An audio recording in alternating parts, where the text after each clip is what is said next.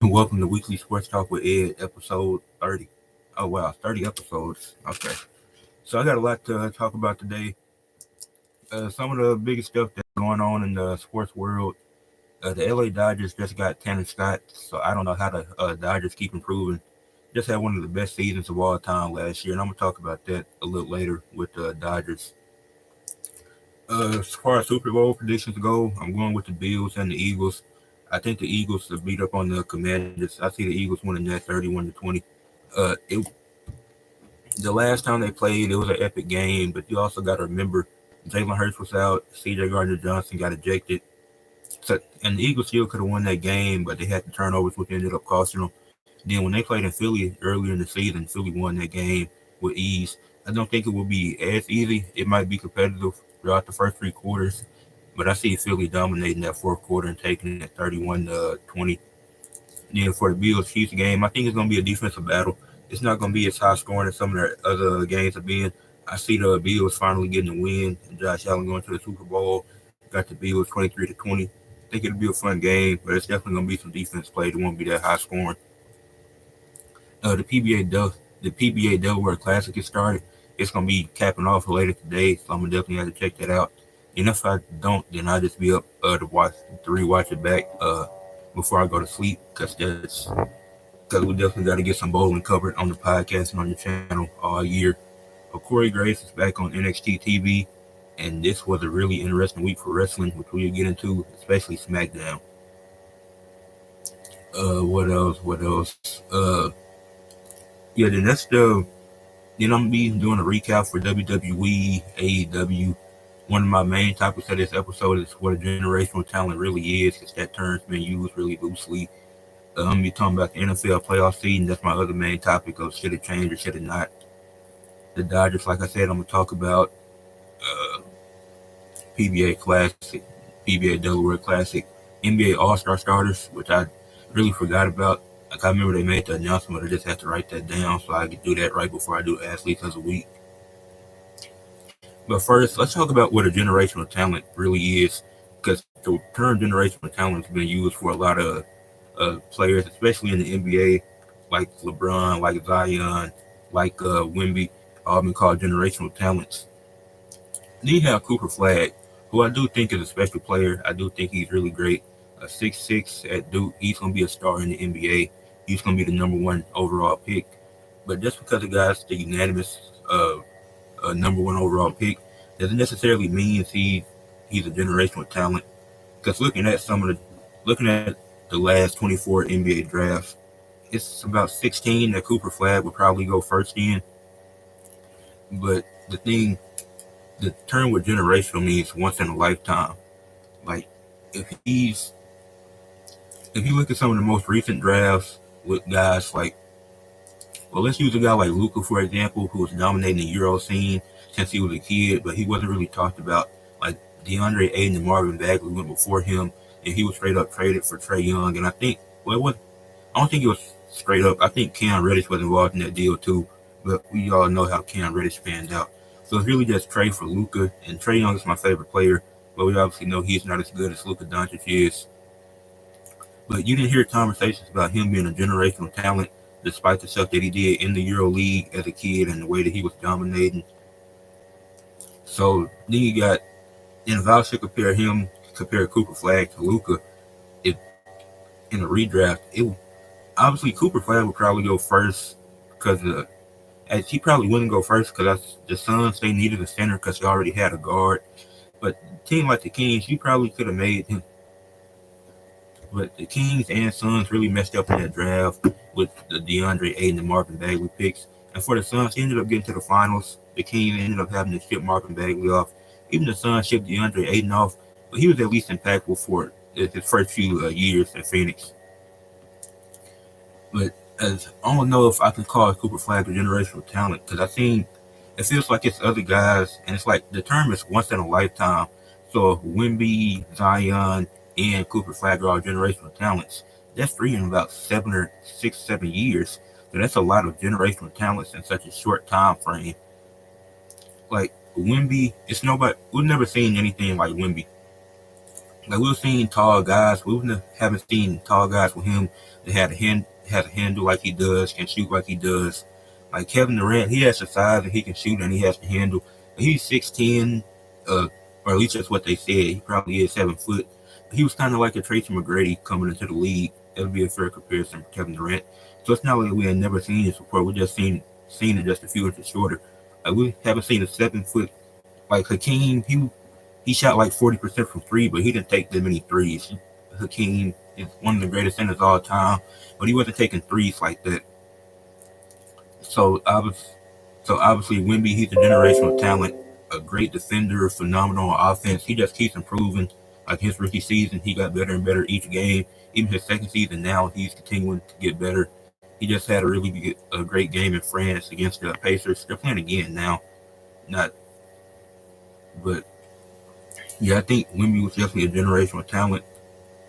To say that Zion was a generational talent, I think that's up for a debate too, because it was comparisons of him with Charles Barkley, and even before like the whole food thing, like Charles Barkley was a dominant power forward in the '90s for the Phoenix Suns, and he was doing everything that Zion was doing. And now, when you look at both of them, they both ran into an eating problem. So it's like, but Zion, he's really great, and even Shaq, like he was a dominant big man. Even though Zion isn't a big man, he was kind of dominant and was doing the same thing that Shaq was doing, but at that four role, like it was hard to stop him, and he wasn't that great of a free throw shooter. And then if you're not generational, it doesn't mean bad. Generational means like we just haven't seen this before. Like it's gonna be almost impossible to replicate this. Like LeBron, him coming out of high school, one of the most highly touted prospects of all time, one of the most talked about prospects ever, probably. Like we had never seen that before. So then when it's all these guys being compared to LeBron, like Ben Simmons, like Anthony Bennett, like these guys can't match what LeBron is doing. That's just impossible to do. So I don't think Cooper Flag is a generational talent, but I do think he's really good. Because in those drafts with Anthony Edwards, Cade Cunningham, and Paolo, I think it's all up for debate as far as prospects go. Not talking about them in the NBA now, but with newer prospects, I think it can all be a conversation if Cooper Flag will go before them and after them.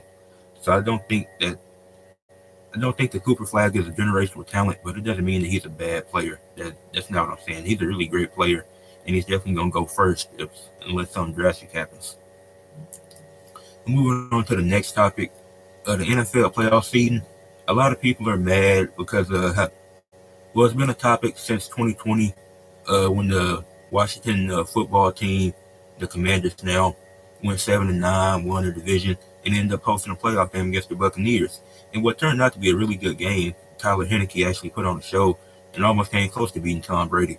But really, since that, there's been a conversation of should the playoff season change. And now you had this season where the NFC North, they had three teams with over 11 wins: the Packers, Vikings, and the Lions.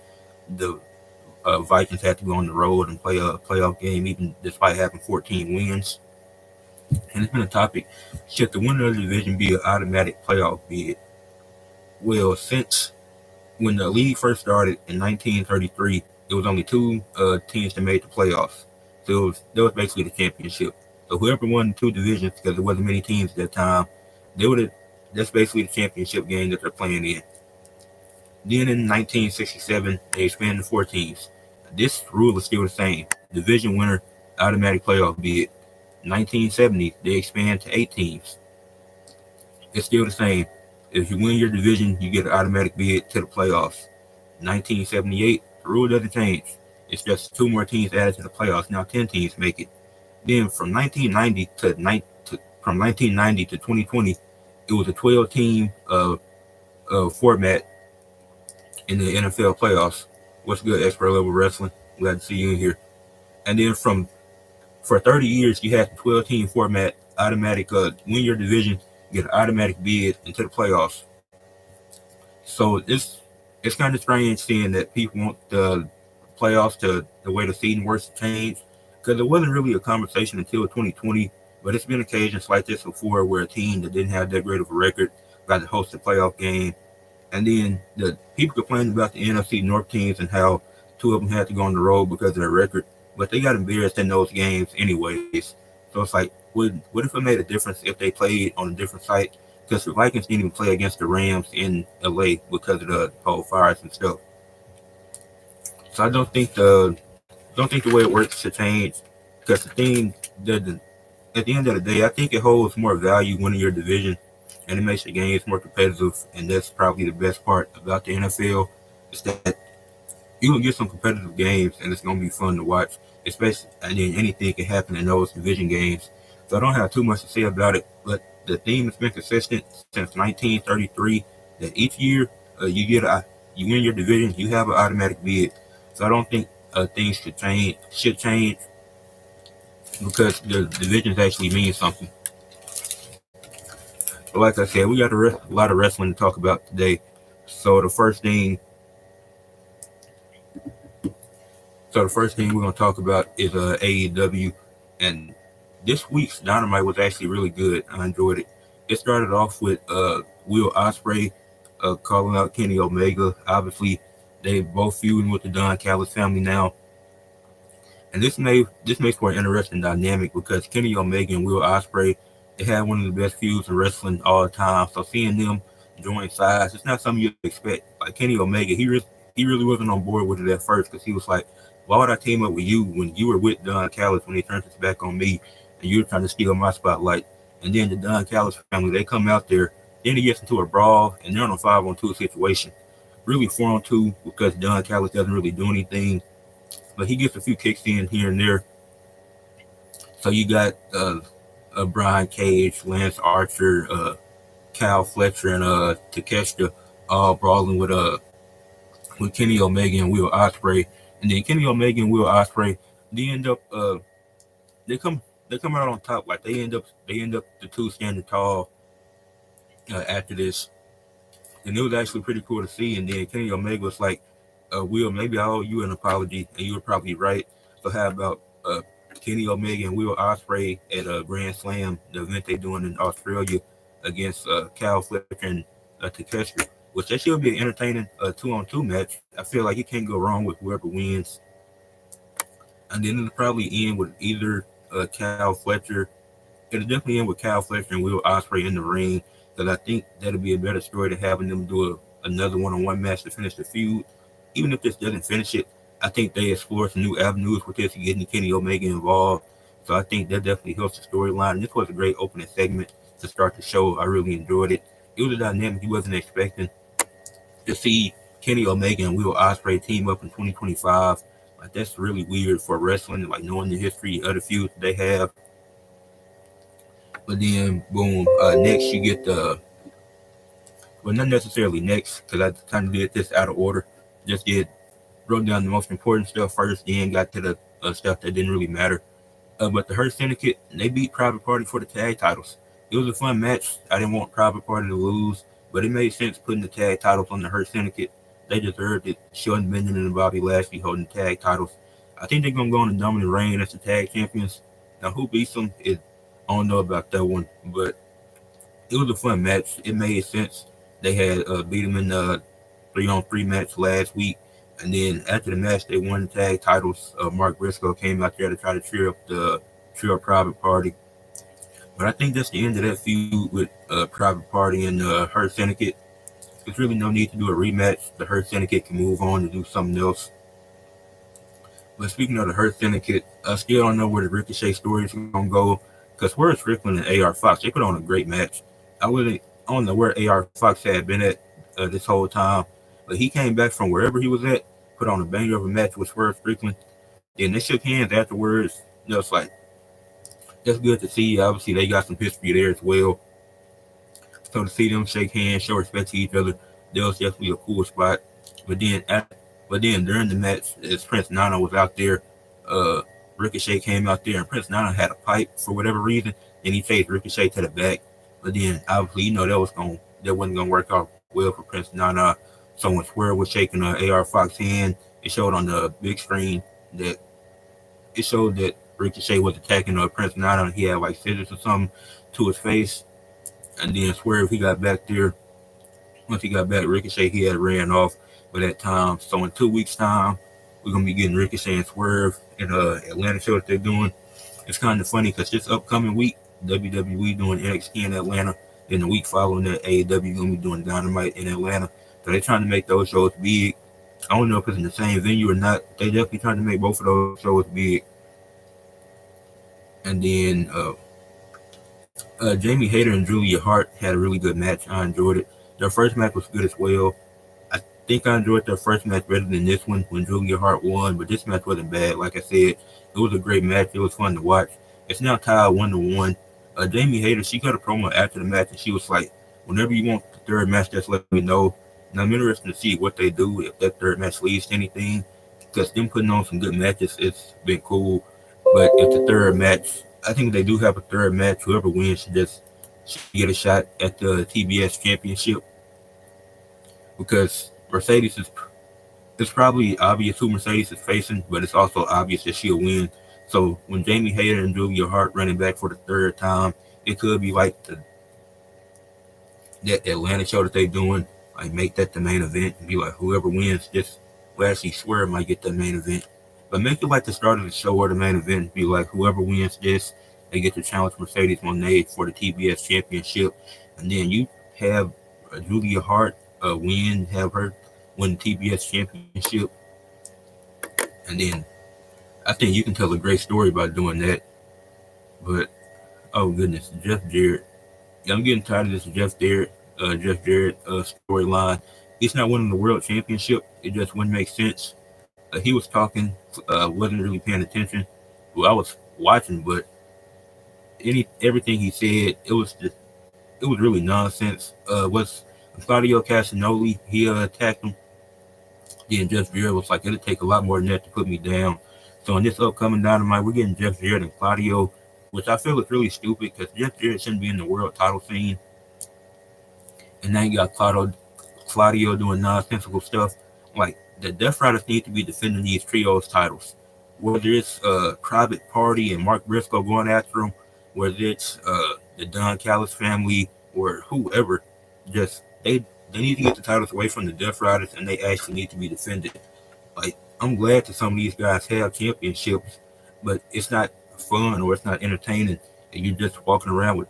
They don't even walk around with the championships. They're just holding them hostage. Moxley's championship was in a briefcase. Pat came out and didn't even have his title with him. He just came out. So it's like, I know it's the trios champions, and if you're having one-on-one matches to progress feuds, that's cool and that's fine. But some of these feuds don't need to be progressed. And like, if Rated FTR is going to do this storyline with the Death Riders, if Cope, if he can't capture the AEW world title, and have him and FTR go after the trios titles and have them win, because that would just make the most sense. Because Cope probably isn't winning the title either. But yeah, and speaking of, then MJF came out later in the show before Adam Page was supposed to have his match, and this was really interesting because MJF, it was a random guy in the ring, and then MJF, he came out there, he said some stuff. He was like, told Jeff Jarrett that Claudio was gonna whoop him. And the thing is, MJF is definitely gonna interfere in that match with Claudio and make Jeff Jarrett lose, because they're gonna keep progressing this stupid feud that doesn't need to happen. It makes absolutely no sense. Like, MJF shouldn't be doing stupid stuff like this with Jeff Jarrett. He's supposed to be your top star, and you have him, and you're relegating him to doing stuff like this. That don't make any type of sense to me. But what I did like is that after MJF cut his promo, Hangman Adam Page came out there and he was like, "Get out of my ring. It's supposed to be my time anyway, so I can have this match." And I'm thinking, if you run MJF and Adam Page, that could be the feud of the year. Like, no titles involved, just Adam Page mad because MJF tried to steal his spotlight. Then you have, as crazy as it might sound, when MJF has his match with Jeff Jarrett, whenever they do it, you have Adam Page cost him that match so you can build up their feud. Then you run a few matches, like 5 to 7 matches with them, best of 5, best of 7, whatever you want to do, with no title, and just they want to prove who's the top star at AEW, who's selling out the most arenas. And you put MJF and Adam Page in a feud together, I think that could be the feud of the year. I would like to see AEW explore that. But then Adam Page, he had that match with MJF, not MJF, but the random guy that was in the ring, and Adam Page ended up getting the win. But I like to see AEW explore Adam Page and MJF, and if you can tell a story like that without a title, I think it's only up from there for AEW. The main event was Cope versus Pac. I really hate the name Cope, but Cope ended up beating Pac and was a really fun match. It was a great main event. But then you already knew how it's going to end after that. The Death Riders, they beat up Rock and Roll Express backstage, and they beat up FTR. Then they came out there to attack Colt. So so it's a 4-on-2. They're attacking Colt. Well, 5-on-1 actually with Marina Shafir. Then it became a 5-on-2 when Switchway Jay White came out there to try to even it up, but it didn't really work out. Now you're just getting Jay White involved. Like he's already lost. If he just gonna get another match to lose again, like it's not gonna do anything. Like I like that it's multiple guys going after the championship and going after the Death Riders, but they won't win. And then Jay White's whole thing, and I don't think Jay White's serving the same purpose as Cope and FTR, even though Cope and FTR are trying to save AEW. Jay White, he wasn't original either. He came from New Japan, so he can be trying like FTR and Cope. They weren't there right when AEW started in 2019. Like Cope was still in WWE for a good portion of this decade until he went to AEW. And obviously, know he went there because Christian, his best friend in real life. Then even FTR took them a while before they went there. Like they weren't there immediately, so it's like them trying to be the savior don't really make sense. Then Jay White just got there in 2023, if I'm not mistaken, coming from New Japan Pro. So I don't think his goal is to try to save AEW because I don't think it'll make a lot of sense. And then I mentioned this earlier. Well, as I was writing, I forgot to write it down. But Harley Cameron had a really good segment with Mercedes Moné, and she was singing, trying to get a title shot, and that was really great. I think it was a fun segment. I think they should do it just because Mercedes Moné was like no. Then Renee Paquette, she was like, I think it was a really good song, and that was kind of funny. Just adding like the entertainment aspect to wrestling. Like you got to have some funny moments. Everything can't be serious. And personally, I enjoyed that. I think that was a cool segment, and I think Harley Cameron and Mercedes could put on a decent match. It don't have to be the best match of the night, but I think it'll be really solid. And then, but that's it for AEW.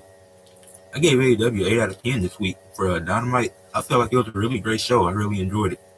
But one problem, the Women's World Champion just wasn't there. Mariah May wasn't.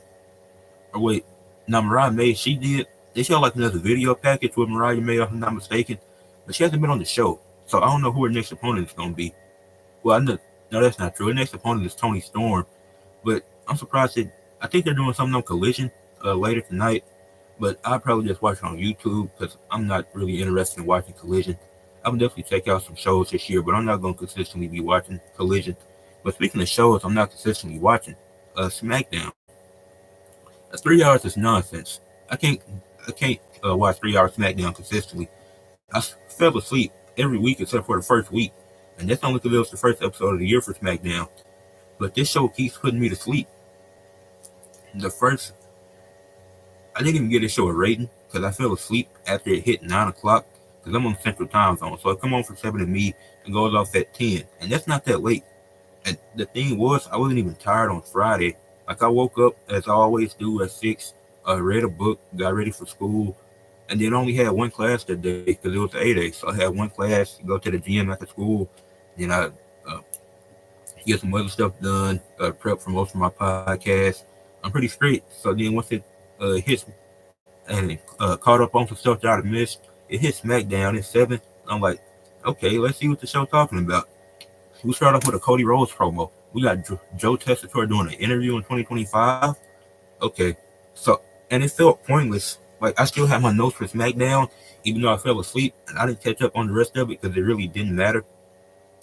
But Joe Tessitore and Cody Rhodes promo, Cody Rhodes said nothing, and then at the end, then Cody Rhodes and Kevin Owens and tonight's Saturday night's main event. So then Cody Rhodes and Kevin Owens, not Cody Rhodes, he's cutting the promo, which is a bunch of nonsense talking about Kevin Owens. But then the Saturday night's main event, you got to think about it. Nothing is. At Saturday night's main event, they're going to do the contract signing with HBK. What will it really do? They're going to sign a contract for the ladder match. They're going to attack each other unless Nick Aldis says you can't attack each other or the match is off. They're just going to cut the same promos that they've been cutting the last few weeks. Nothing has changed. Cody Rhodes promos are not that great. I've seen them post talking about some of the best promo workers. Let me find it actually. And they try to put Cody Rhodes in the same echelon as some of these people. Like Cody Rhodes is a great wrestler, and I enjoy him, and I was happy when he won the championship. But he can't be in the same conversation as some of these other people when it comes to cutting the best promos in wrestling. Oh, it was promo skills, and I don't know if y'all can see it, but it's MJF, Miz, John Moxley, Cody Rhodes. Cody Rhodes is not on the same level as MJF when it comes to promos. He's definitely not on the same level as Miz. Even though the Miz hasn't done nothing recently, all time he's one of the best promo workers ever. John Moxley, I don't think he's touching John Moxley on the mic either. John Moxley kills a lot of people on the mic. It's very few people that can go toe to toe with John Moxley. And MJF, he's an amazing promo worker, especially as a heel. Obviously, the babyface gimmick was kind of stupid, but it made sense. But MJF as a heel, he knows how to cut a promo and he knows how to piss off a crowd. That's what MJF knows how to do. When it comes to promo skills, Cody Rhodes doesn't belong in that same category as him. And when it comes to wrestling, sure. But that promo did nothing. And then the stuff that happened later in the show didn't even matter. So, cool. And actually, yeah, I'm going to just keep going in order. Because there's no point in going out of order with SmackDown since I ain't watched the whole thing. You had DIY, Pretty Deadly, and them talking backstage. And Pretty Deadly was like, when are we getting our shots for the tag titles? Bro, never. Give it up. They're not trying to give you a shot at the titles. They're not trying to help you. Why is Pretty Deadly so blind? Why do they not see this? And Pretty Deadly actually did some decent stuff later in the show, which I'm going to get to. But it's no... I was enjoying the tag team title stuff that they was doing, the tag team stuff they were doing on SmackDown. But it gets to a point when it's like, are other teams going to win?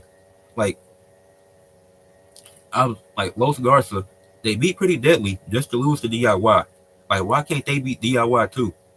Pretty Deadly, they've lost multiple matches this year. Like, when are they gonna get a win?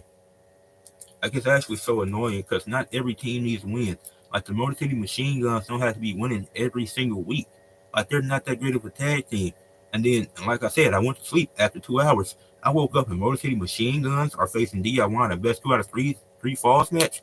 This better be the last match because if put another one after this, it's completely nonsensical and it's stupid. But yeah, Pretty Deadly, they had a match with Motor City Machine Guns, and it was actually a pretty fun match. Like, I actually enjoyed it. Like, Pretty Deadly, when you give them some time, like, they can go in the ring. Like, I've seen it when they had the feud with the New Day and NXT. They can actually do some stuff in the ring. Like, I like seeing Pretty Deadly wrestle, but it just sucks when it's like, man, can they at least beat somebody? Like, I thought the tag team thing is so that multiple teams can get wins and show that they're the best of the best. But the only thing that happened was Motor City Machine Guns went undefeated against 3 different teams. The Street Profits are still nowhere to be seen because they have injuries that we don't know about.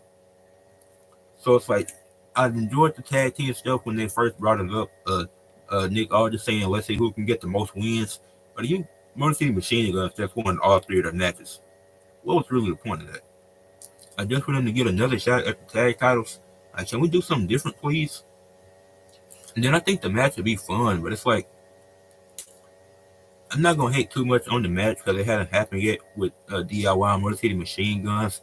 That's not the problem. It's just that can we get other teams like in fighting for the tag titles, like other teams winning these contenders matches? That's the only problem I'm having with it. And then what else? The Miz is on SmackDown now, and he's confused. Like, the final Testament story that's over with the Miz and Karrion Kross and them. But now you got the Miz and Y6 on the same brand again. I don't think it's really gonna go anywhere. They haven't been on TV in a while. I mean, if Alexa Bliss, Braun Strowman is there, so if Alexa Bliss come back, then you could probably have a story to tell there. But apparently they're holding off Alexa Bliss's return because they want to bring Nikki Bella back for some reason. So that's what we're doing. I don't know how to feel about the whole Y16, whether Alexa Bliss is gonna come back or not. Because I like Alexa Bliss and I want to see her come back. But you're telling me that they're pushing back her comeback and talking about bringing Nikki Bella back? I don't know what we're doing here. Because what purpose would Nikki Bella serve in 2025? It's not going to do anything. It won't really make any sense. It'll just feel random. Like the Miz being on SmackDown. That's also really random. And then after that, that first hour of SmackDown only featured one match. And it was a tag team match that barely got that much time.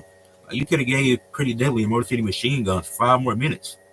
Like, it kind of just you put on a 3 hour show and tell me the first hour only has one match, and you expect me to stay tuned the whole time? Oh, that's utter nonsense. In the one match you gave us, it was a good match, but it wasn't like a spectacular 30-minute match. Like, no, that match was probably 15 minutes with the commercials included. So you take that away, it's probably a 9-minute match when they if they post the match on YouTube ever, which they probably won't because it'll be kind of pointless. So it wasn't even that long of a match, and you gave us multiple segments of promos in the first hour of the show. You had Kevin Owens come out there and go off on Joe Tessitore, which he's justified. Like, Joe Tessitore, he's a biased journalist, and they're and Kevin Owens is so right, and I don't understand how people don't see it. Like, Cody Rhodes went to go team with the guy that they've been trying to take down for years. Like, this guy Roman has been giving Kevin Owens all this different pain and stuff. And the only reason why Kevin Owens isn't mad at Sammy, which I'm gonna get to Raw after I do SmackDown, but SmackDown is so bad I have to cover that first. We get to the Cody and the KO and Sammy stuff later. But man, but yeah, and then Jimmy Uso came out there, and I was like, okay, now it's really random, because why would Jimmy Uso really care? And then he was like, you talk too damn much. Someone just hit you. So okay, respect to Jimmy Uso, because he broke his big toe not too long ago, and he's wrestling more than most of the champions on the roster. So big shout out to Jimmy Uso, but them putting together that main event was kind of random. And no, I didn't watch it. I wasn't staying up for a Kevin Owens and Jimmy Uso main event. Are you crazy? Piper Niven and Chelsea Green lost to Michin and B-Fab. This match was so pointless. Michin ended up pinning Chelsea Green, and she's getting a third shot at the title. Could you have not just given them let B-Fab win the match so she could get a shot at the title? Or could you have not had a champion lose already? Like, I know it's a mid-card champion, but she's barely had the title that long, and she's already taking pins. And she's going to beat Michin again. And if she doesn't, I'd be surprised. And I wouldn't mind seeing Michin with the title, because I felt like she should have won to begin with, because I think Michin's the better wrestler. But Chelsea Green probably has the better look and appeals to the fans more, and that's why they put the title on her. But at the end of the day, Piper Niven probably going to take that belt. She's going to get tired of disrespect at some point. That match was over kind of quick. I don't even think it was a commercial break in that match. So let me take. Was that off on the first? That was like towards the end of the first hour. So still, it was like one match in 1 hour of the show at this point. Then you get Tiffany Stratton cutting the promo, which I was glad Rhea Ripley interrupted it, because I was not trying to hear Tiffany Stratton speak. Because she's one of the worst promo workers I've ever seen. And then you have Rhea come out there. Then Nia Jax and Candice LeRae join the party. Then, and this is really stupid, Nia Jax has a championship match tonight against Rhea Ripley, which she shouldn't be getting, and she declares herself for the Royal Rumble. So you're already confirming that you're losing the match tonight? So now there's no interest in your match, because it's not going to make sense if you win the title into the Royal Rumble challenge for the other title. Like, no, there's no need for double champions in 2025. We don't need to be doing that again. So Nia's going to lose tonight, and she's going to lose in the Royal Rumble. So she's losing back-to-back weekends. I'm pretty sure Candice LeRae had been in the Royal Rumble too. She didn't say nothing, but she'll find her way in there. It'd be so funny if Candice LeRae eliminated Nia Jax, or if either one of them eliminate each other. That'd be kind of funny. I want to see it. Like, Candice LeRae eliminate Nia Jax. That'd be the most impressive thing you've done in your entire career on WWE, aside from winning the Speed Championship, which don't even matter. Who else came out there?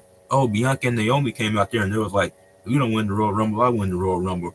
And it's stupid. Like, okay, you're in the Royal Rumble. Move on.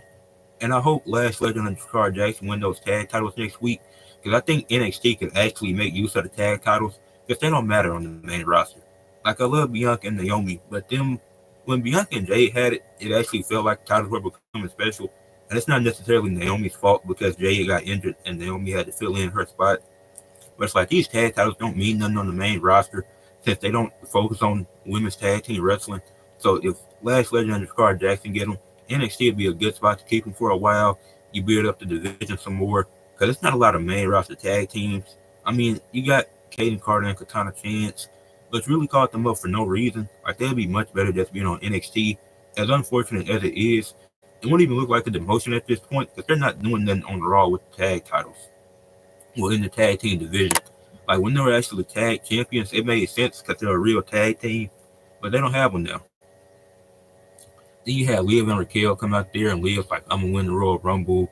Then as soon as Liv speaks, Rhea Ripley is pissed off. She just headbutts her. So okay, now we get a brawl, get a impromptu 3-on-3 match. You get Naomi, Bianca, and Rhea versus Nia Jax, Liv Morgan, Candice LeRae.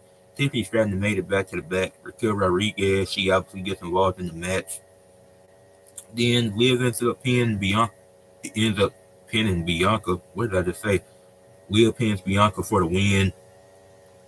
And this was interesting because Liv pinned Bianca for the win. And then obviously Bianca, she didn't pin both world champions at one point. She pinned Liv and Nia in like the same week or like same 3-day stretch. And she never got a title shot. So I guess this is Liv getting her pin back in another tag match. So I feel like they'll do a one-on-one match at some point, or one of them eliminate the other in the Royal Rumble. It'd be interesting. But yeah, after this, and then who was it? It was Tama Tonga and LA Knight had a match, and LA Knight got the win. Actually, I don't remember. I just remember going to sleep after that match because I was not watching Apollo Crews and Johnny Gargano. Are you serious? What does Apollo Crews have to do with the tag teams? That doesn't make any sense to me. Like Apollo Crews don't even have a tag team partner, and he's so worried about what other tag teams are doing. And then Johnny Gargano's like, I'm so confused. And then Kevin Owens and Jimmy Uso was the main event. I wasn't staying up to watch that. I didn't even go back to watch the highlights or the last hour of that show. I was just so mad at how bad it was after those 2 hours that I was like, I'm not watching the rest of this. No. I was too tired and too bored. And then on NXT, I gave a 6 out of 10 this week. I think it was a solid episode. It wasn't the greatest. It wasn't terrible. But Tony D'Angelo, he beat Rhea Holland in a solid match. Excuse me. But my problem was, and I know not like every match does not need interference. Like Izzy Dane got involved, and I'm so confused. Like, can Tony D'Angelo not beat Rhea Holland on his own? Is that really the story we're telling about the North American champion? Like, have some clean defenses. Like, that should have been a clean win from him. Like, I don't look at Rhea Holland that much of a threat to where you need interference to beat a guy like him. That's just the truth. Like, no disrespect to Rhea Holland, but the way that he's portrayed as a character, I don't think you need interference to beat a guy like him. Obafemi defeated Eddie Thorpe in the main event. And like I said, this is all over the place for NXT because I'm keeping up with it this year, keeping up with it some more. Obafemi, he retained his title. Great main event. Then Trick came out there. And he was like, I want my title back.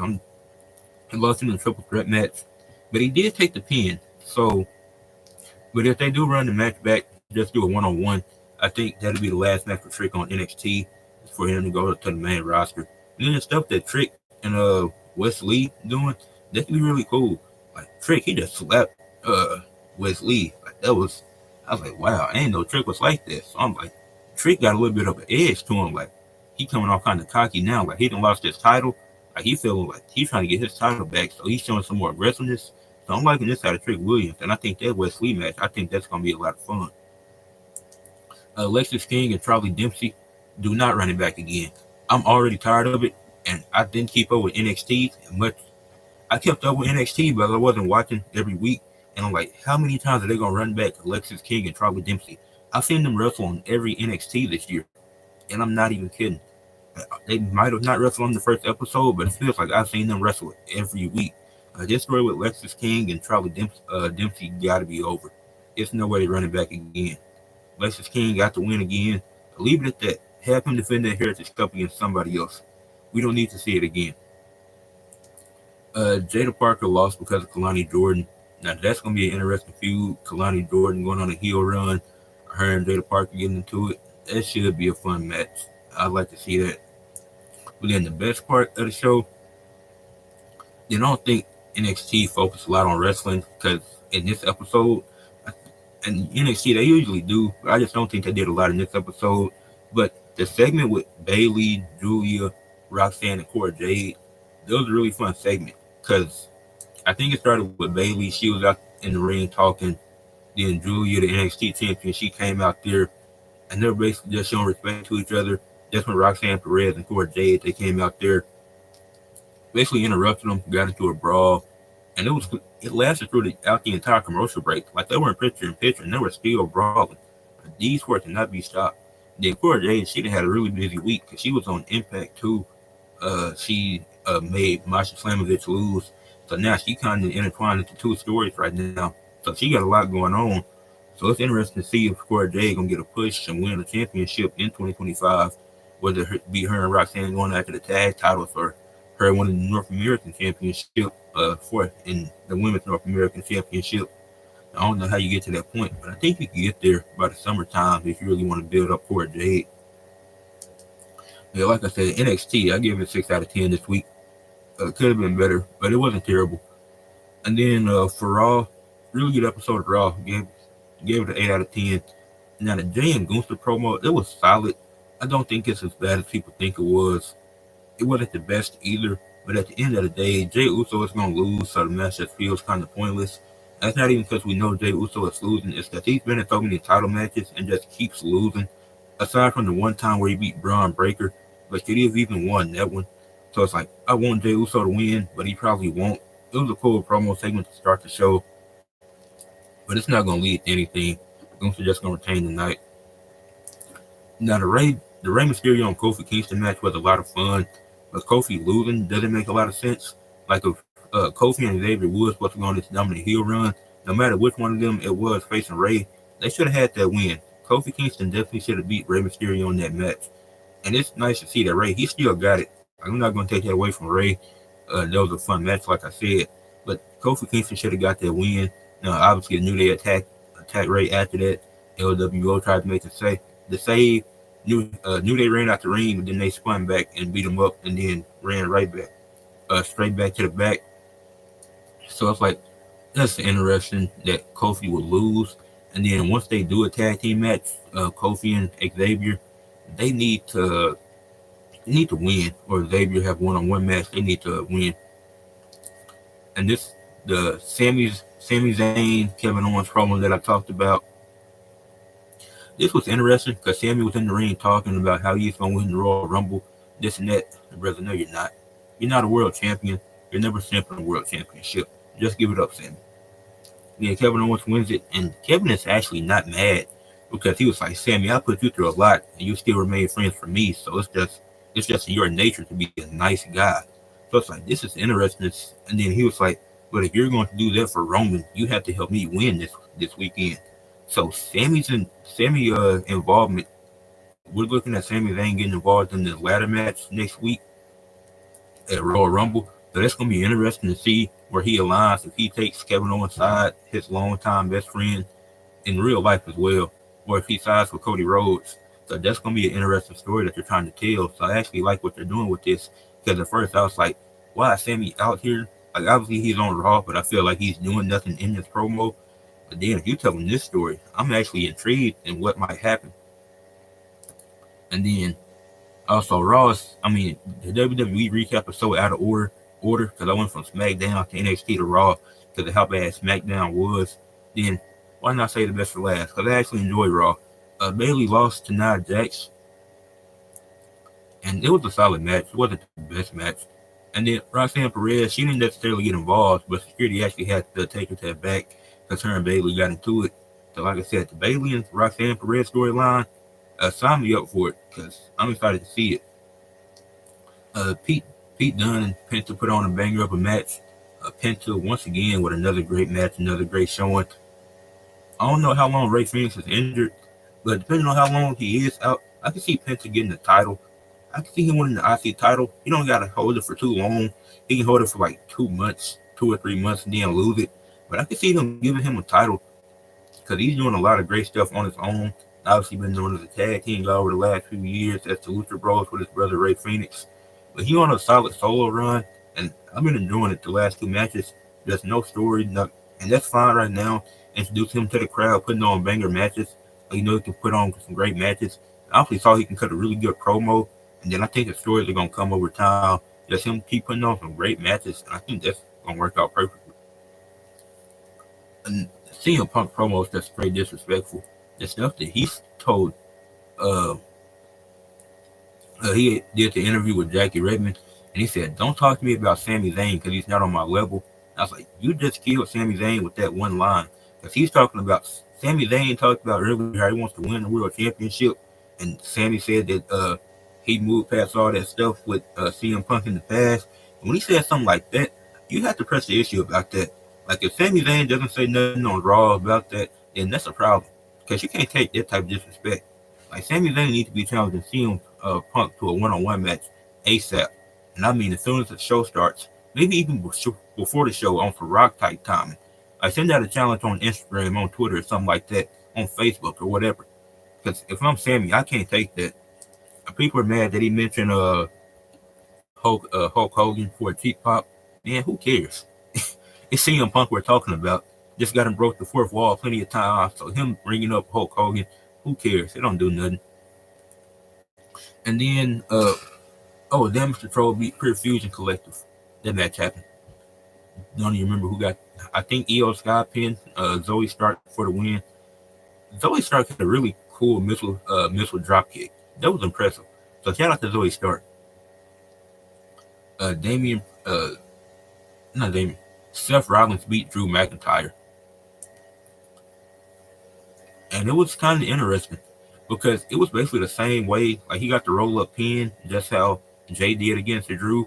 It was an interesting story to tell. Then Drew was beating down Seth. Sammy tried to make a save, accidentally Haluba kicks Seth, and then they didn't show it on the show, but after the show, Seth was like, "Man, you got to be more careful with that." Like, this is the second time Sammy has did this with an accidental Haluba kick.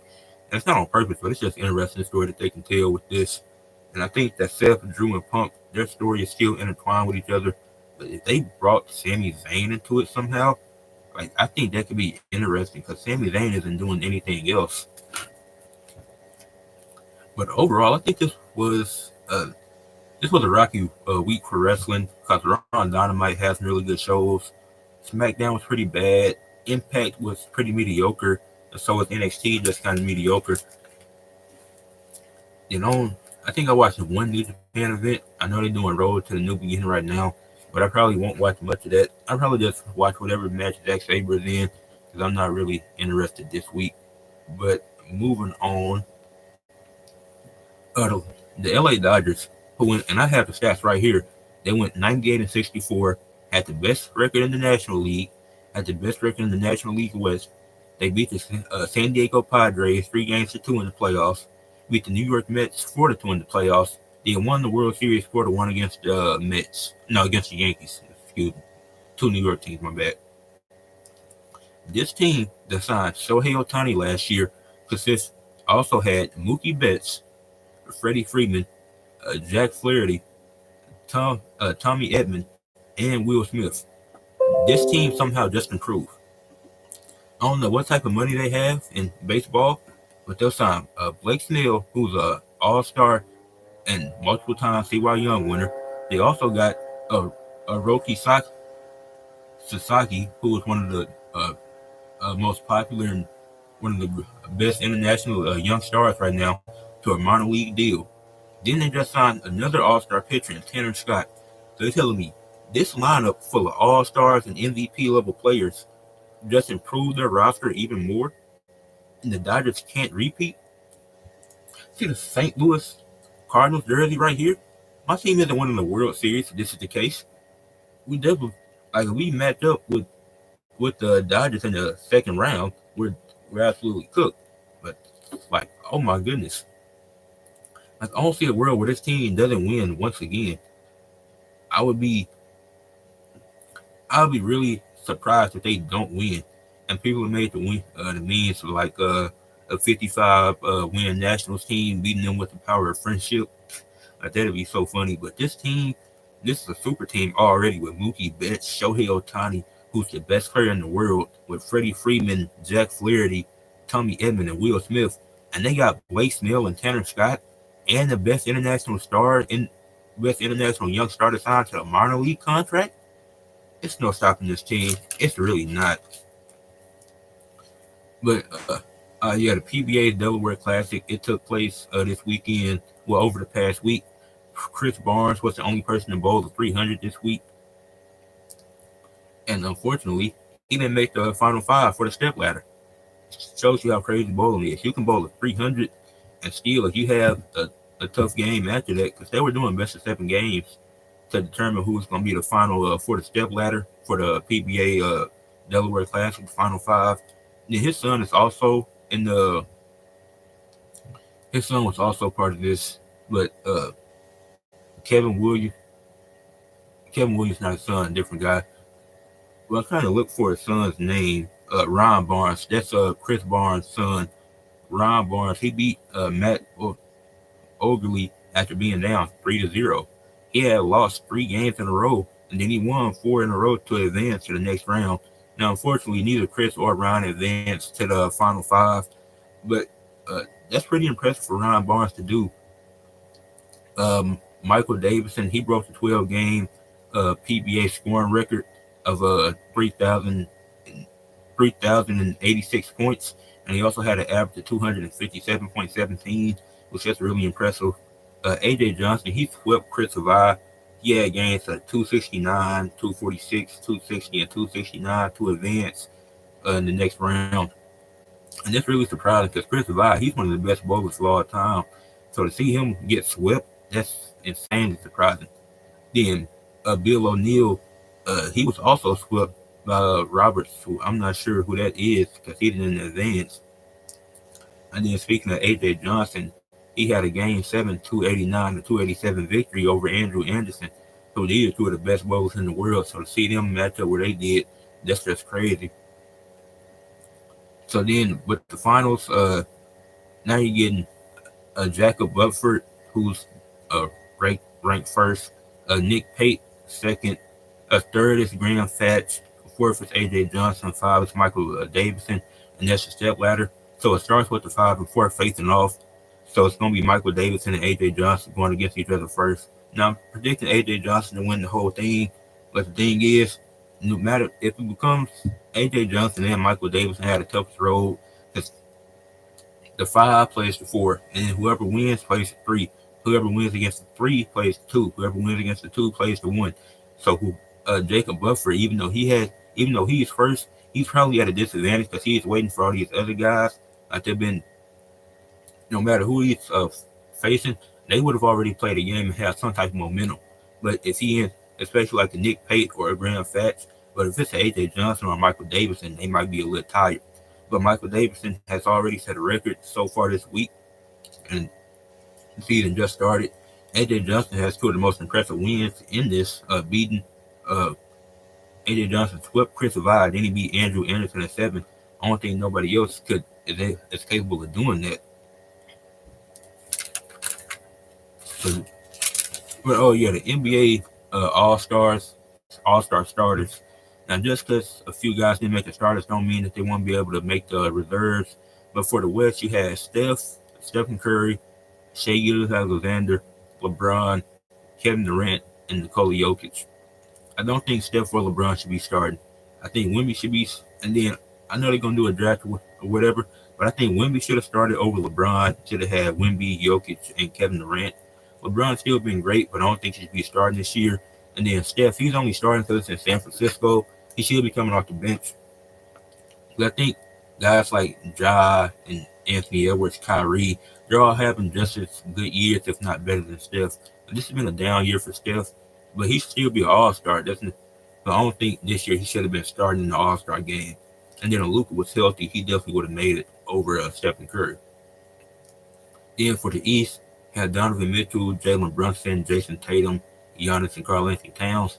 I agree with everybody on the East. Like Mitchell, he's been having a phenomenal year. The Cat's been great. It's gonna start.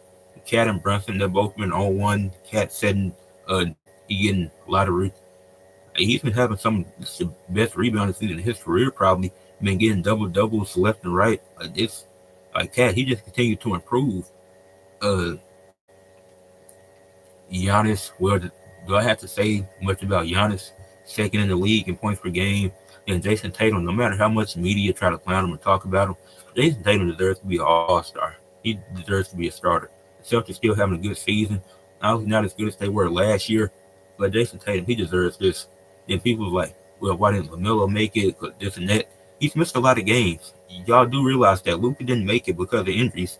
So why would LaMelo be the exception despite injuries? Same reason why a guy like Paulo probably won't make it. Like these guys missed a lot of time and they're already ready ineligible for all NBA. So it's definitely gonna be hard for them to make the All-Star game. Now I'd love to see LaMelo and Paulo make it, but they're simply not deserving because they'll missed a lot of time due to injuries. So that's just the unfortunate reality of it. So I agree with all the East starters. I agree with the West except for LeBron and Steph.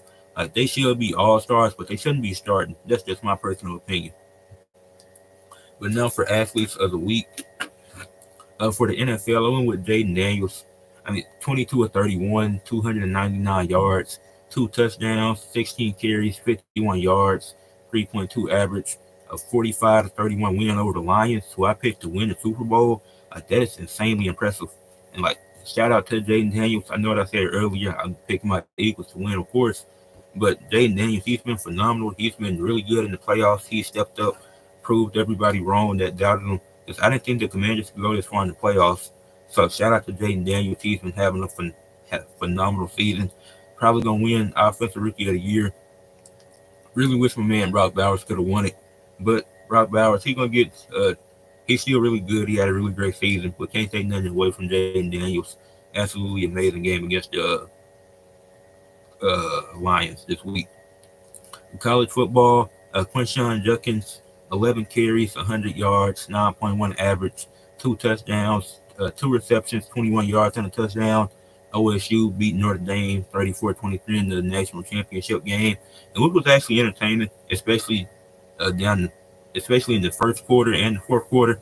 In between wasn't as entertaining, but Quinshon Judkins, he definitely got to pay attention to him. He's definitely that guy.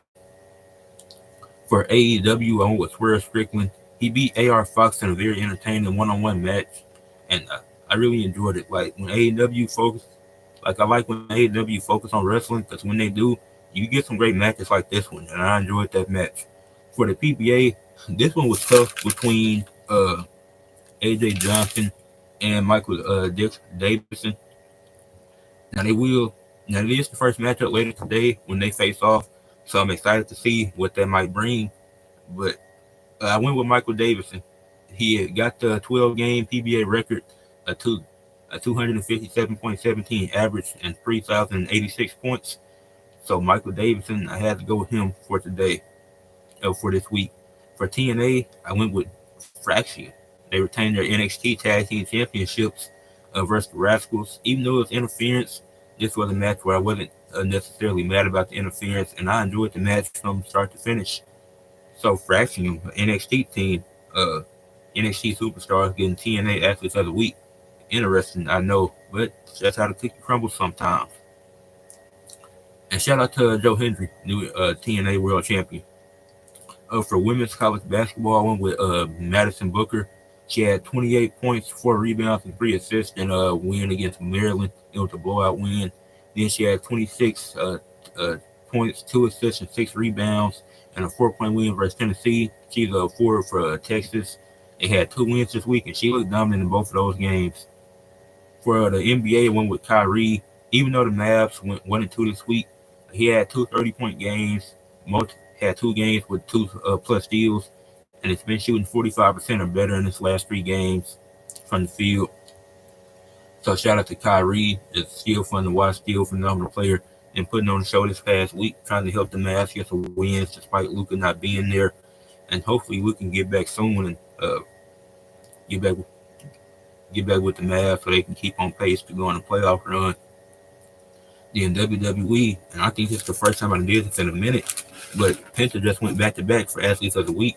I don't remember the last time I had a guy for any sport go back to back, but Penta's, he's that guy. That match with Pete Dunne was absolutely phenomenal. It absolutely cooked. I enjoyed it. So Penta once again, Zero Miro with the back-to-back Athletes of the Week. Let's see if he can make it a third time. I think I went Jay Uso back to back one at one point last year, but if Penta does it for a third time, that'll be the first time on my channel that somebody won Athlete of the Week 3 times in a row. But please leave a like on the video, subscribe to the channel, leave a comment. But that is it for this video. Peace out, and I'll see y'all again with some more videos soon.